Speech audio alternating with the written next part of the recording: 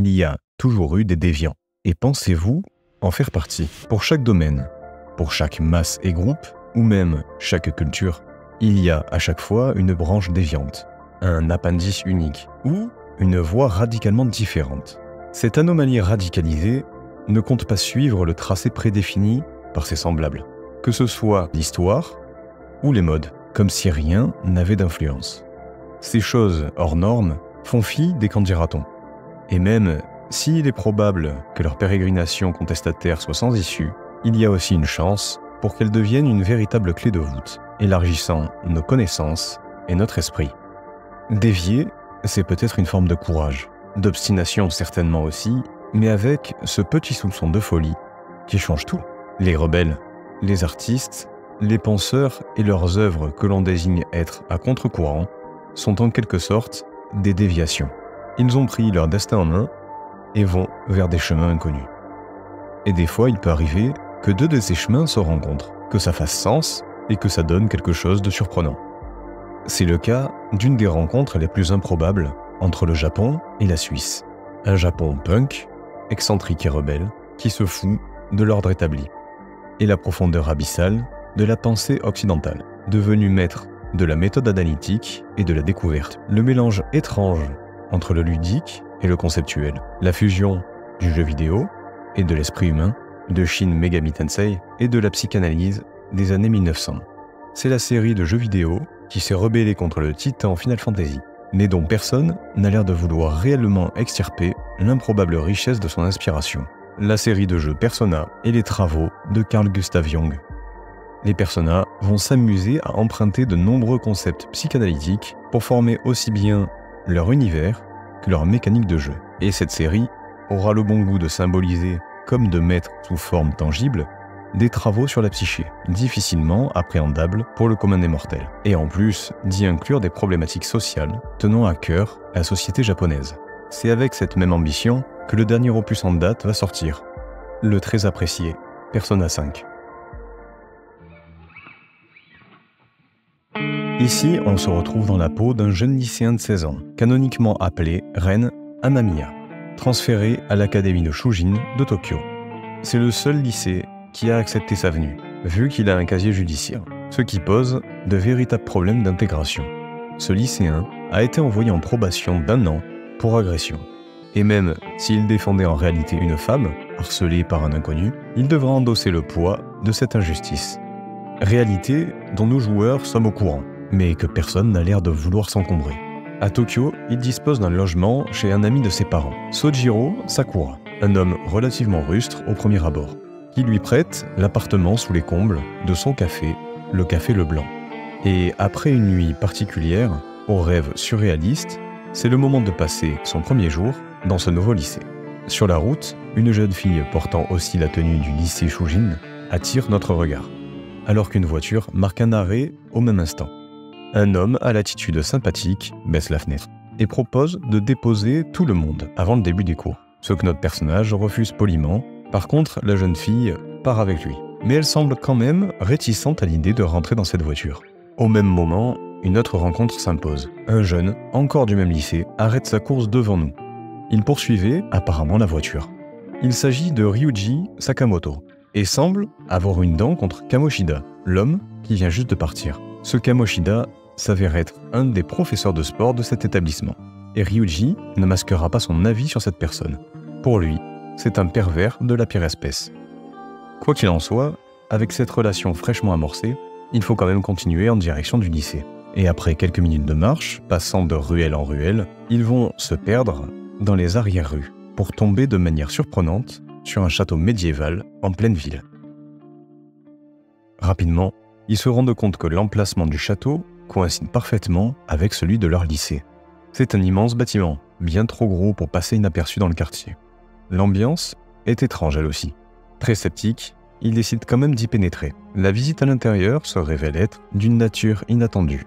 Ils ont l'impression de ne plus être dans le monde connu. Ça semblerait être une sorte de monde parallèle, où tout a l'air d'être altéré. Ils y retrouvent par hasard Suguru Kamoshida, le professeur de sport. C'est en fait un peu plus que ça. Il est ex-médailleur olympique et une petite célébrité au Japon. Mais là, il est loin de porter une simple tenue de sportif. Il est revêtu d'une cape et d'une couronne, tel un roi. Entouré de ses gardes, ces sortes d'armures animées prennent d'assaut les deux lycéens. Aucune riposte ne sera suffisante pour sortir de cette situation. Kamoshida, dont le comportement est radicalement plus agressif, ordonne même leur exécution immédiate. Plaqué de force contre les murs du château par les armures animées et confronté à un danger de mort imminent, quelque chose va se manifester, laissant apparaître un étrange masque sur le visage du jeune repris de justice. L'envie de l'enlever est impossible à faire taire. Forçant péniblement pour le retirer, ce masque déchirera son visage dans une effusion de sang. Complètement mutilé, un sourire surprenant se dessine. Des flammes colériques sortent des plaies pour recouvrir ensuite tout son corps. Ces dernières grandissent jusqu'à matérialiser un second être complètement fantaisiste, relié par des chaînes. Il s'agit d'Arsène. C'est la première manifestation de ce que le jeu appelle la persona. C'est la force intérieure et véritable nature de Ren. Mais ça, il ne le sait pas encore, tout est bien trop confus. La persona dont la série tire son nom, c'est l'un des concepts les plus connus de la psychanalyse de Carl Jung. Au départ, ce nom désignait un masque que portaient les acteurs de théâtre. Il avait pour fonction de donner à l'acteur l'apparence du personnage qu'il interprétait. Dans ses travaux, Jung a repris ce mot pour son concept. Ce masque symbolique devient la part de la personnalité qui organise notre rapport à la société. C'est la façon dont nous devons plus ou moins nous conformer dans un personnage socialement prédéfini afin de tenir un rôle social. Ce qui peut conduire à ne plus savoir qui l'on est, au profit de l'image attendue, inconsciemment ou non, par les autres. Cette persona reste quand même nécessaire pour interagir avec le monde extérieur. On appelle donc grossièrement la persona un masque social. Et là, vous l'aurez compris, si on veut être précis, ce n'est pas l'entité sortie des flammes qui est la persona. Il s'agit du masque, apparu sur le visage de Ren, puis qu'il a arraché. Un acte symbolique qui dans Persona 3 était mis en scène autrement. Ce qui avait fait scandale à son époque. À la place d'arracher un masque, le protagoniste devait se mettre une balle dans la tête. Là, le symbole, c'était de donner la mort à cette fausse image sociale, cette fausse identité pour enfin renaître. Et c'est facile d'imaginer qu'au Japon, ça pouvait être vu comme un sujet sensible.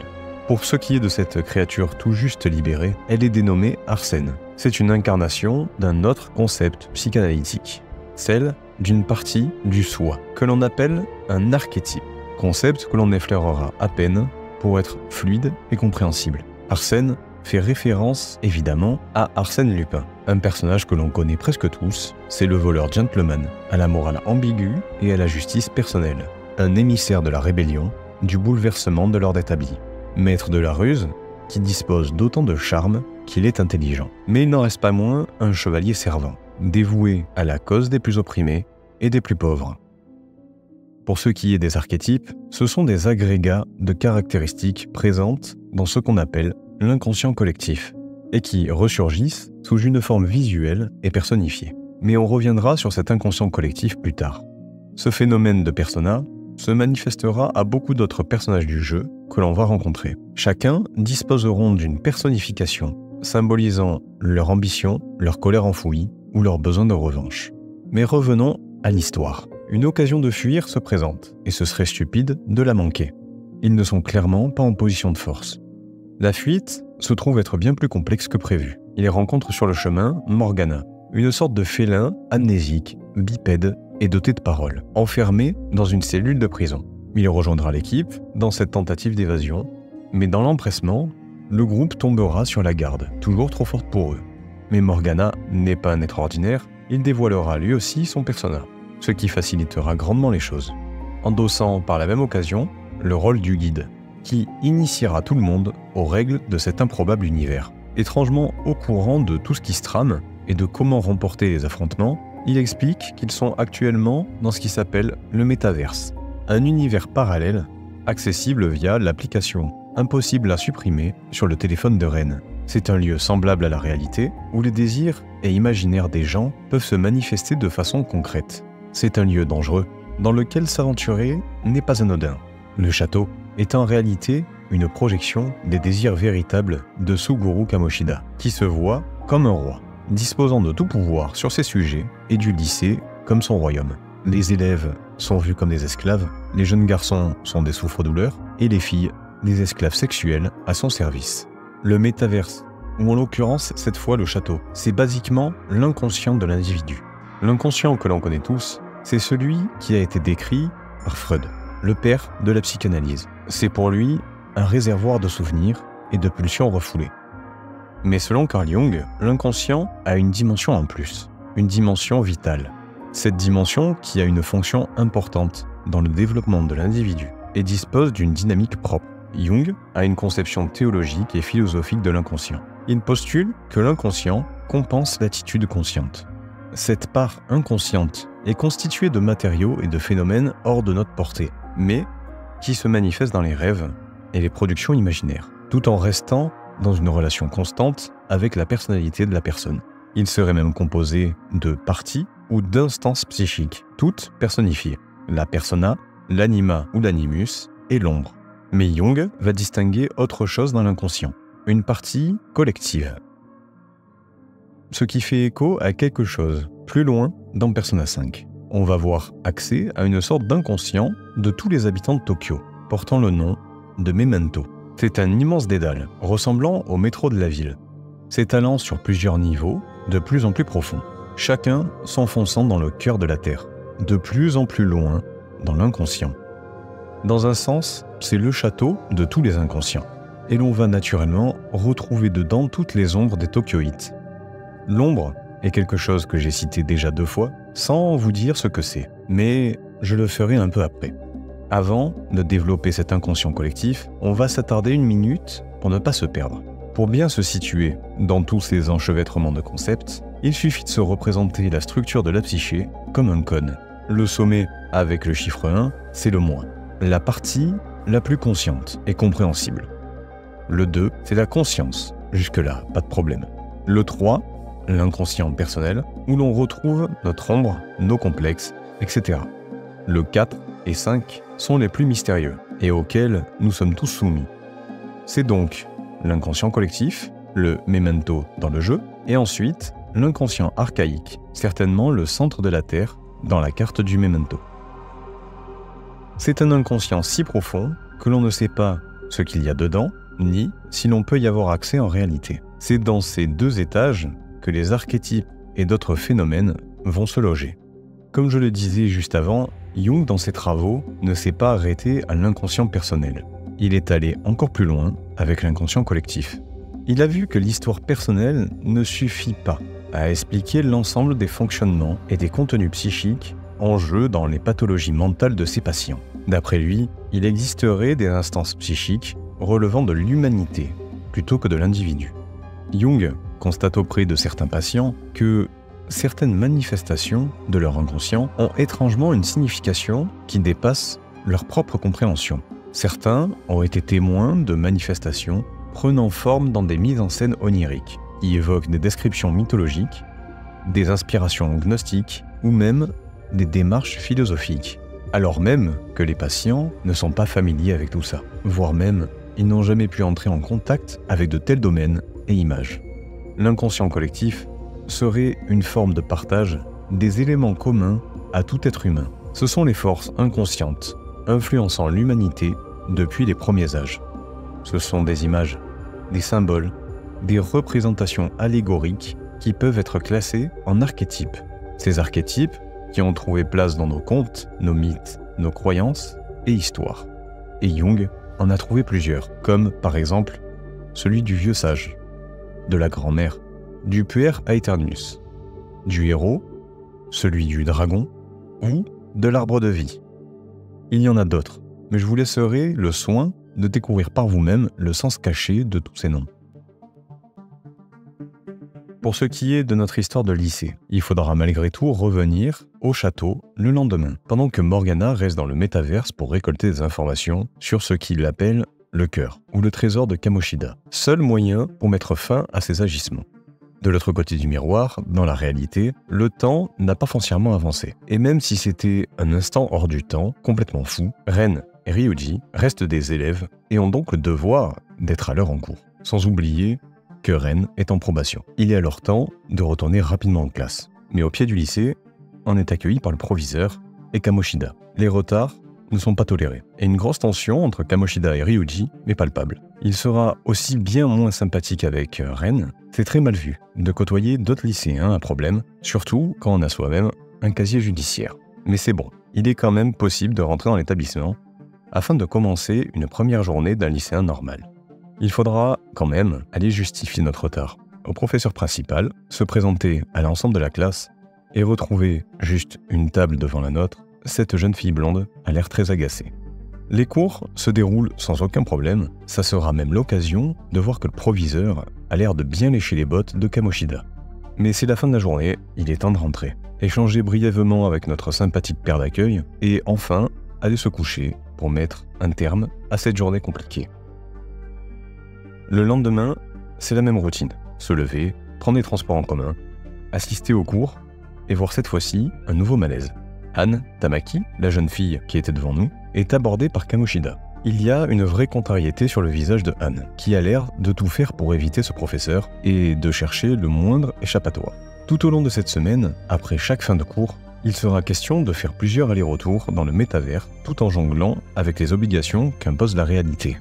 Certaines expéditions dans l'autre monde se solderont par des échecs, mais une réveillera la persona de Ryuji. Un autre jour de la semaine, c'est Morgana qui viendra enfin les rejoindre définitivement dans le monde réel, sous forme d'un simple chat, mais toujours doué de paroles. Il y aura aussi ce match de volley qui cache en fait un prétexte pour le prof de sport de violenter ses élèves. En parallèle de cette semaine quand même chargée, Ren et Ryuji vont enquêter sur les délits et abus de ce professeur, en questionnant différents élèves, ce qui ne va pas manquer d'attirer l'attention de Han, qui se rapprochera petit à petit, volontairement ou non, du trio. Après un rendez-vous pour le bien de l'enquête, Han se livrera autour d'un verre, dans un bar de la ville. Non, sans appréhension au début. Elle livre son histoire et ce qu'elle a subi de la part de Kamoshida. Il prend un malin plaisir de la harceler sexuellement, comme on pouvait s'y attendre. Mais pas le temps de s'apitoyer sur son sort, vu que dès le lendemain, Chio, une de ses amies, saute par la fenêtre du lycée. Tout le monde l'a vu faire et naturellement se précipite en bas. Avec beaucoup de chance, elle va survivre à sa chute. Mais c'est dans un état critique qu'elle se fera hospitaliser d'urgence. Avant de sombrer dans le coma, elle laisse comprendre à Han qui est le responsable de la situation. Il s'agit bien sûr du prof de sport. Ryuji, hors de lui, confrontera directement ce professeur dans sa salle de repos, l'insultant et lui faisant porter la responsabilité de l'état de Chio. Le professeur envenimera la situation avec sa suffisance. Il est intouchable pour l'instant et il est tout à fait conscient. Et pour ce manque de respect, il demandera l'expulsion de notre groupe du lycée dans une quinzaine de jours. Ryuji est déterminé à dégager cet homme avec qui lui-même a eu des problèmes auparavant. Il a subi sa cruauté. Kamoshida est allé même jusqu'à lui briser la jambe sous couvert de légitime défense, lui laissant des séquelles encore douloureuses à ce jour. Quoi qu'il en soit, ils n'ont que 2 semaines. Notre groupe va donc retourner dans le métavers et Han, les suivants d'après, va être, à l'insu de tous, emportée dans cette dimension. Ce qui surprend tout le monde. Mais vu qu'elle n'a rien à faire là, elle va devoir rester en dehors du château le temps de l'achèvement de l'expédition punitive. Le but étant d'affronter ce que Morgana appelle l'ombre de Kamoshida. La personne que l'on a en face de nous, ce roi, est bien entendu pas Kamoshida en lui-même, mais son ombre. C'est une partie inconsciente de tous ses désirs refoulés. C'est l'un des archétypes principaux décrits par Carl Jung. Il s'agit d'une image primordiale qui conditionne notre comportement. Comme il s'agit d'archétype, l'ombre est une dynamique psychique, inconsciente et autonome. Elle est à l'origine du mouvement intérieur, toujours opposé au moi. Ce moi, ou autrement appelé ego, c'est l'idée de l'identité personnelle conscientisée. Le moi va alors chercher à refouler l'existence de l'ombre, qui est très dérangeante. Ce qui va entraîner le mécanisme de projection, c'est-à-dire une reconnaissance des caractéristiques de l'ombre dans des objets extérieurs, régulièrement d'autres personnes. Basiquement, on verra en l'autre des traits et des comportements négatifs qui sont en fait en nous, et pas dans le sujet visé. Comme les actions, les réactions et les jugements sont teintés par l'ombre, ça donnera là le comportement violent et manipulateur de Kamoshida, certainement pas conscient de ce qu'il a fait de mal à ce stade. L'ombre, c'est un autre archétype baignant dans l'inconscient collectif, qui a eu pour ancienne représentation celle du diable et des démons. Elle a revêti de nombreux visages, c'est à la fois Mr. Hyde, Gollum, Tyler Durden, et le plus littéral de tous, Dark Vador. Mais dans nos rêves, certains d'entre nous l'ont peut-être aperçu, elle a peut-être pris la forme d'un personnage sinistre, sombre et hostile. Après une nouvelle intrusion dans le château, facilitée par les 3 personnages, des membres du groupe, et de nombreuses confrontations plus loin contre des ombres mineures, un long couloir décoré d'armure donne sur une grande porte. Il a l'air de mener vers le bon chemin. C'est effectivement le cas, et l'on retrouve le roi Kamoshida, qui a mis la main sur Anne. Attachée comme une esclave, elle est quand même surprise de voir aux côtés de cet homme qu'elle répugne, son sosie, faiblement vêtu. Elle a la preuve qu'elle fait partie intégrante de son fantasme. C'est certainement même son esclave préférée de toutes. Mais elle a un caractère très fort et elle refusera de se soumettre. Ça sera l'éveil de sa persona qui en dit long sur la revanche qu'elle a à prendre. Après avoir envoyé ses meilleures forces, ce courageux roi prendra la fuite, sonnant de facto la fin de l'expédition dans le château. Mais c'est pour le mieux, vu que l'étape finale approche. Il faut quand même la préparer comme il se doit. Ça donnera aussi un peu de temps pour rencontrer une médecin, aux pratiques douteuses, mais aux médicaments fortement utiles. On apprendra aussi qu'il est possible d'amener des armes dans le métavers, en achetant des factices dans le monde réel. L'inconscient ne faisant pas la différence entre un pistolet d'airsoft et une vraie arme, qui deviendra alors une arme tout à fait fonctionnelle et efficace dans le métavers.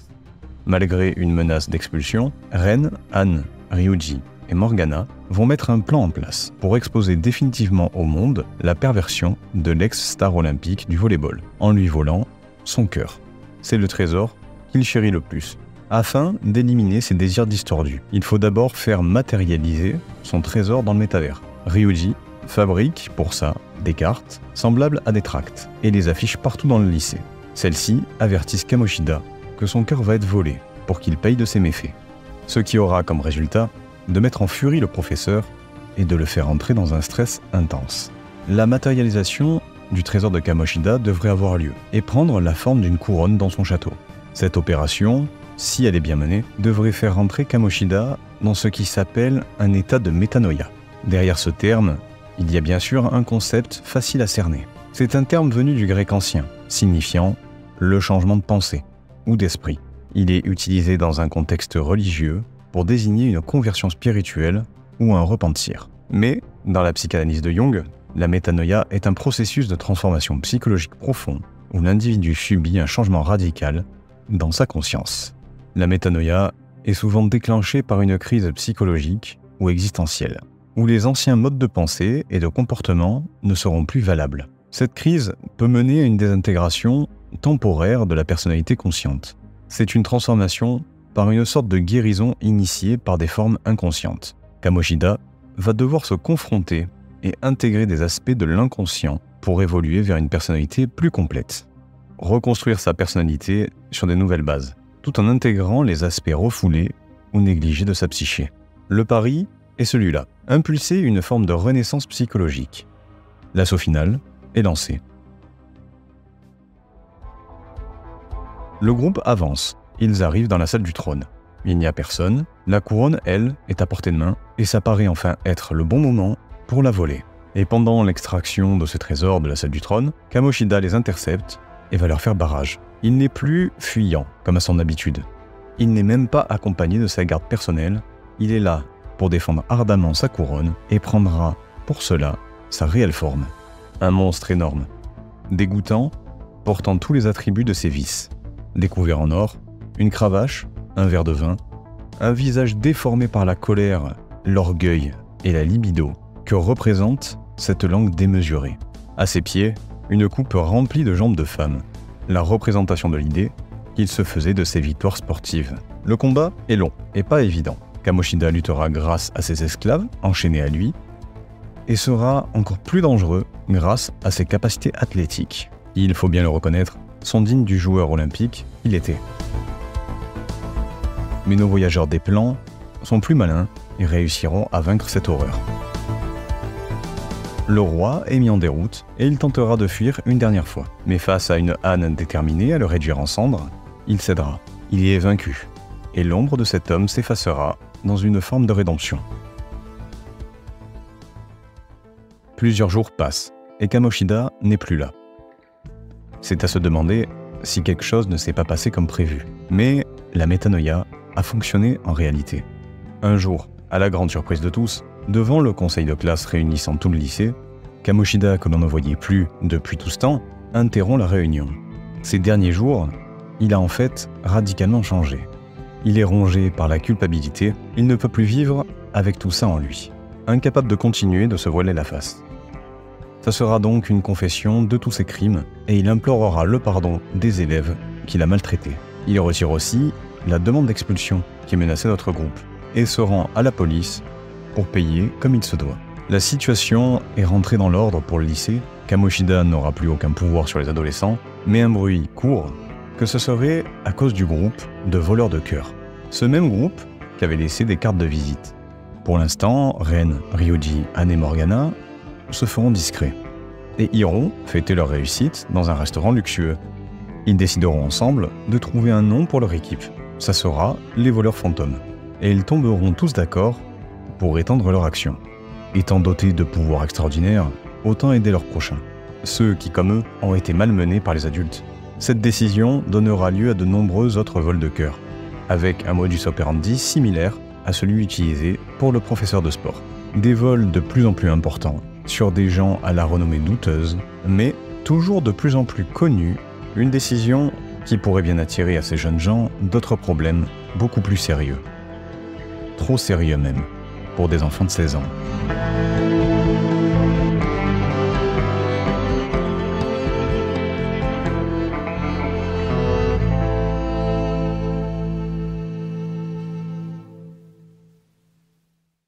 L'histoire de Persona 5 est encore très longue.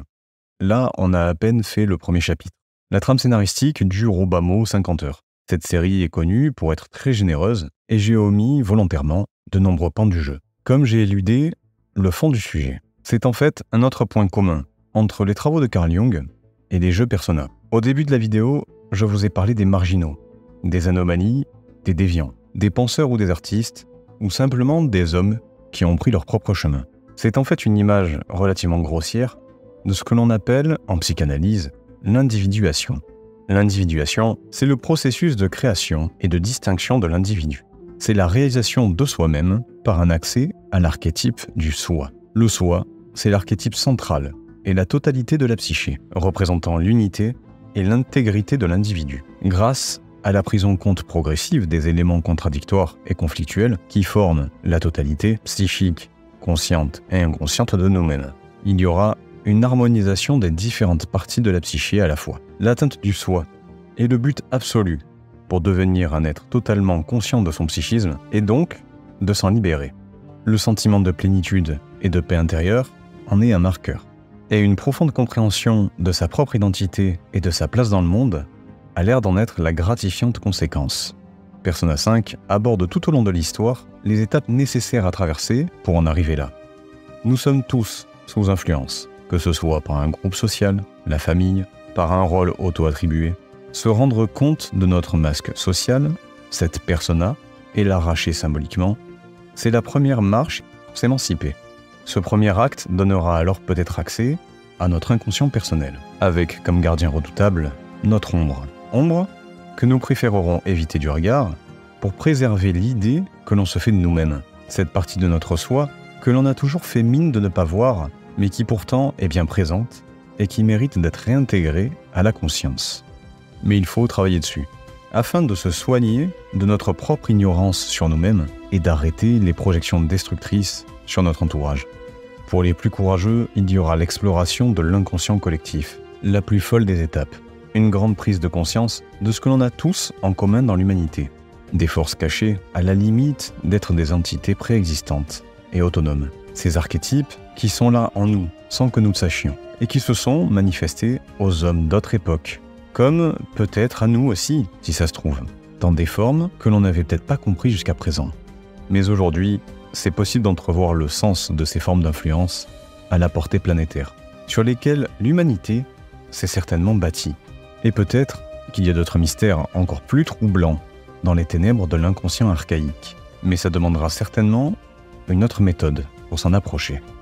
Même dans l'histoire de la création de cette série, comme dans la vie de ce psychanalyste, ils incarnent tous deux ce principe d'individuation.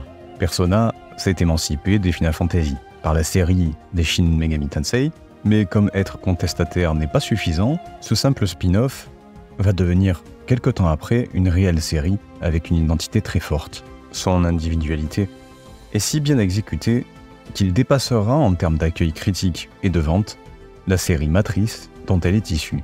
Jung aussi faisait partie de ces électrons libres. Derrière ses airs d'homme de savoir, il était le disciple génial du père de la psychanalyse, Freud. Mais Jung, petit à petit, à force de travail de découverte et de développement sur ses patients, va construire des théories propres, qui l'éloigneront de la vision de la psyché freudienne. Alors que tous vénéraient le grand Sigmund Freud, véritable dieu dans le milieu, Carl Jung ne se comportera pas comme attendu. Et le père de la psychanalyse n'aimera pas voir l'un de ses meilleurs disciples devenir autonome et s'éloigner des thèses qu'il impose. D'autant plus que Jung lui reproche la récupération des idées de ses disciples pour son propre crédit, ce qui entraînera la plus grande scission dans le milieu. Jung continuera son œuvre, devenant d'année en année de plus en plus colossale. Une œuvre qui sera compilée en près de 20 volumes, sous le nom de The Collected Work of Carl Gustav Jung, elle-même déclinée en de nombreux ouvrages. Il n'a eu aucune limite dans son champ de recherche. Religion, mythe, légende, ésotérisme, mysticisme, tout ce que l'on disait de ne pas toucher, il y est allé. Il a voulu tout voir pour tout comprendre, afin d'achever ce qui était avant un simple travail pour devenir un but, puis sa plus grande obsession. Les expérimentations de Jung se sont faites de plus en plus surprenantes. Il vit une individuation totale, à la fois de lui-même et vis-à-vis de la psychanalyse, si bien que pendant plusieurs mois, il s'enfermera chez lui pour explorer son inconscient le plus profondément possible, pour cette grande découverte du soi, des archétypes et de l'inconscient collectif, ce qui lui fera frôler la folie à plusieurs reprises. Mais il s'en sortira. Ses méthodes sont jugées par ses compères comme étant trop éloignées de la science de l'époque, si bien qu'il sera taxé de n'être qu'un mystificateur, voire un charlatan. Et ses travaux seront très longtemps mis de côté. Il n'y en avait que pour Freud, Lacan et d'autres. Mais depuis quelques années, on redécouvre cet homme et son travail. Un travail reconnu comme étant exceptionnel, qui peut maintenant prendre place au panthéon des maîtres de l'esprit. Vers la fin de sa vie, Carl Gustav Jung comparait le soi, finalisé, à une totalité, et en une image, celle de Dieu en l'homme. Sans émettre de jugement sur l'existence de Dieu, il constate simplement que c'est de cette manière que la conscience se représente souvent le soi. Et avec cette idée en tête, il écrira en secret, pendant 17 ans, sa pièce maîtresse, un livre révélé au public presque 50 ans après sa mort, où Jung a consigné tous ses rêves, tous ses fantasmes, toutes ses révélations et surtout sa confrontation à l'inconscient, la compilation de sa mythologie intérieure dans un simple livre rouge.